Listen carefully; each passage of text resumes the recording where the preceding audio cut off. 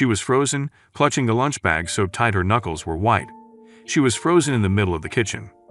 She watched her daughter cry as she hungrily ate her afternoon snack at the counter.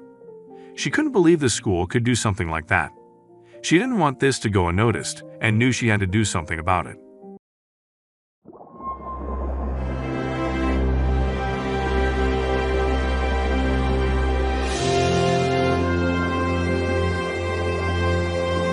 Lisa Pearson knew she had to rush to prepare her daughter's lunch, but needed her cup of coffee first.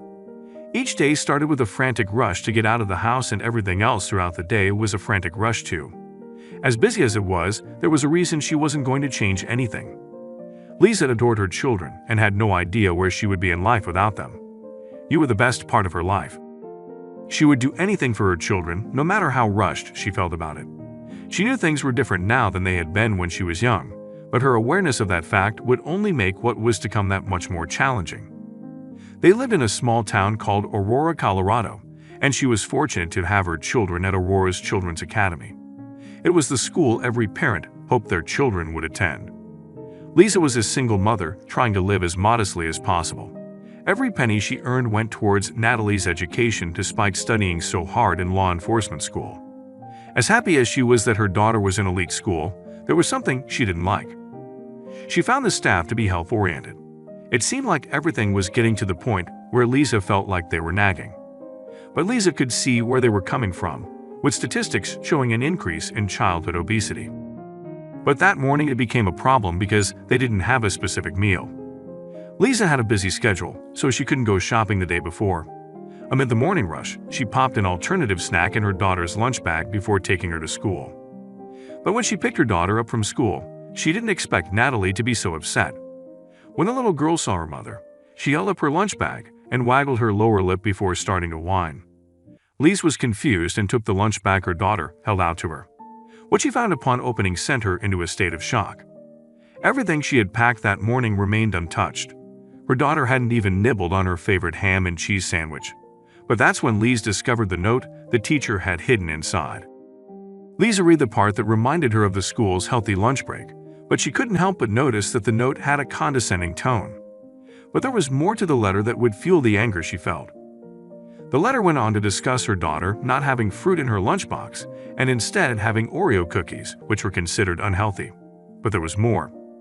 As she read, she realized that the teacher had taken Natalie's lunch and could only call it punishment. Her heart broke when she realized how hungry her little girl must have been when she picked her up. Lisa was beyond angry that someone could do something so cruel. There was no way she was going to sit around and let this happen to her daughter. School was no match for her and her love for her children. They had no right to do what they did to their baby. She fumed as she shared what happened on every social media app she could think of. She didn't hesitate to offer her opinion on why the school acted hypocritically. It's not like I offered the whole class cookies, and it's not like that was the only thing she ate for lunch, Lisa said. And she wasn't the kind of mom who shoved in junk food every day. On top of that, her daughter was a healthy weight. But it was the school candy that tipped Lisa over the edge. More than once, the kindergarten teachers had distributed small sweets like gummy bears. They were rewards for winning games or for being good. So why could a school hand out candy at its own discretion, and without telling the parents, but putting a cookie in it was a reason to starve a child? News broke in and her story spread like wildfire through the internet. Some agreed with the school, but most agreed with her, and they sent their own angry responses straight to the academy. But when news outlets got wind of it, the press school finally said something. It was the standard PR nonsense that anyone would expect. But they explained that the notes were not part of school policy, and that refusing food altogether was deplorable. They would get to the bottom of things right away. Even though the months passed and it was time to send her daughter to elementary school, the issue still weighs heavily on Lisa. Still, it was a fresh start.